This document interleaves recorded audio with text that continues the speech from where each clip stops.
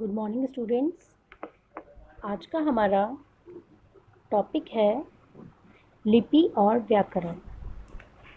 यानी कि आज हम लिपि और व्याकरण के बारे में पढ़ेंगे।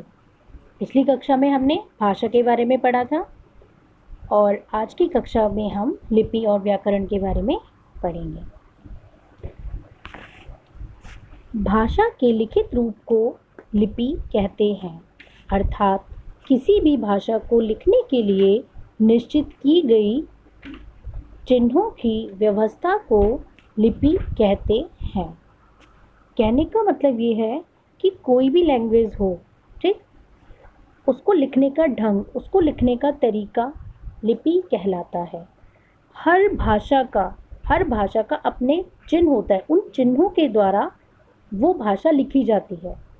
ठीक, चिन्ह का मतलब है, अगर हम हिंदी की बात कर रहे हैं तो हिंदी के चिन्ह कौन से हो गए? हिंदी वर्णमाला। ठीक, तो जितने भी हम यहाँ पर हम जो भी हिंदी में लिखते हैं वो हम उन चिन्हों के माध्यम से ही तो लिखते हैं। ठीक, अब अगर हम इंग्लिश की बात करें तो ऐसा ही इंग्लिश में भी होता है। अगर हमें कुछ भी इंग्लिश में लिखना होता है तो हम इंग्लिश के अल्फ़ाबेट्स का यूज़ करते हैं। तो यानी कि इंग्लिश के जो अल्फ़ाबेट्स हैं वही तो हमारा एक माध्यम होता है पढ़ाने का। ठीक है, तो अब आइए देखते हैं भारत की जो भाषाएं हैं उनके बारे में कि वो किन किन, मतलब उनकी क्या लिपि है। हिंदी, संस्कृत, मराठी, नेपाली आदि देवनागरी लिपि में लिखी जाती हैं। यानी कि भारत की जो ये भाषाएं हैं इसकी कौन सी लिपि है? देवनागरी लिपि। ठीक, अब यहाँ पर मैंने कुछ भाषा और ये लिपियाँ लिखी हैं। ठीक, आइए देखते हैं। अंग्रेज़ी भाषा की जो लिपि होती है कौन सी होती है? रोमन। ठीक, उर्दू की फ़ारसी, हिंदी की देवनागरी, संस्कृत देवनागरी और पंजाबी गुरुमुखी। ठीक है, तो ये तो हमारी हैं भाषाएं। ठीक, ये जो भाषाएं लिखी हैं मैंने और ये उनकी लिपियां हो गई। ठीक है, अब उदाहरण के रूप में देखते हैं कि किन्हीं दो शहरों के नाम देवनागरी और रोमन लिपि में लिखिए। यानी कि हमें दो शहर के नाम लिखने हैं और कौन सी लिपि में लिखने हैं? देवनागरी लिपि में भी लिखने हैं और उसको रोमन में भी लिखना है। ठीक है, ये मैं टिक करती जा रही हूँ। अब देखिए, अगर हमें पहला शहर का हमने ले लिया, पहला शहर है हमारा रामपुर, तो रामपुर हमने हिंदी में यानी कि देवनागरी लिपि, जो हमने रामपुर लिखा है उसकी कौन सी लिपि है? देवनागरी लिपि हो गया। और अगर हमने इंग्लिश में लिख दिया तो वो रोमन कहलाएगी। ठीक, अब देखते हैं नेक्स्ट, मुरादाबाद हमने लिखा है तो मुरादाबाद हिंदी यानी कि देवनागरी लिपि में लिखा है इसे, तो ये देवनागरी लिपि हो गया मुरादाबाद।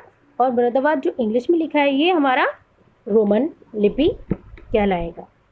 अब हम अपने नेक्स्ट टॉपिक पर चलते हैं।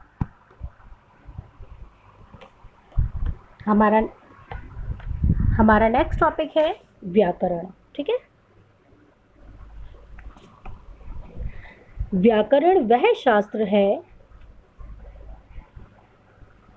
जिसके द्वारा हम किसी भी भाषा को शुद्ध बोलने, लिखने व पढ़ने के नियमों का ज्ञान होता है। मतलब व्याकरण के अंदर हमें किस चीज़ का ज्ञान होता है, मतलब क्या क्या हमें सीखने के लिए मिलता है?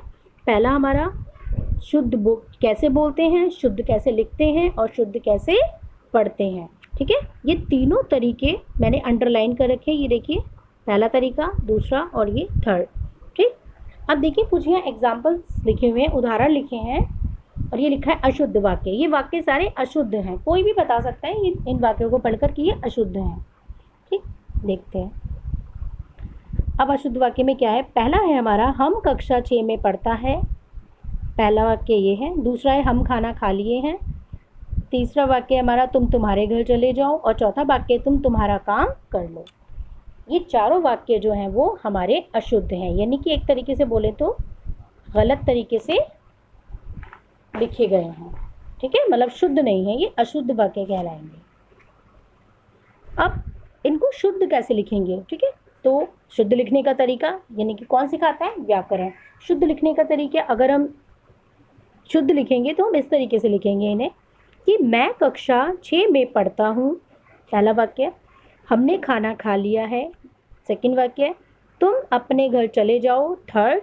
और फोर्थ है तुम अपना काम कर लो। ये चारों वाक्य हैं और ये चारों सही है, ठीक। अब देखते हैं नेक्स्ट, भाषा के शुद्ध अशुद्ध रूप की पहचान करने में व्याकरण हमारी सहायता करता है। तो हमें भाषा के शुद्ध और अशुद्ध रूप का ज्ञान कौन कराता है, व्याकरण, ठीक है। तो इसी आधार पर व्याकरण के 3 अंग होते हैं। व्याकरण के कितने अंग होते हैं, 3 अंग होते हैं, ठीक। पहला है वर्ण विचार, शब्द विचार और वाक्य विचार।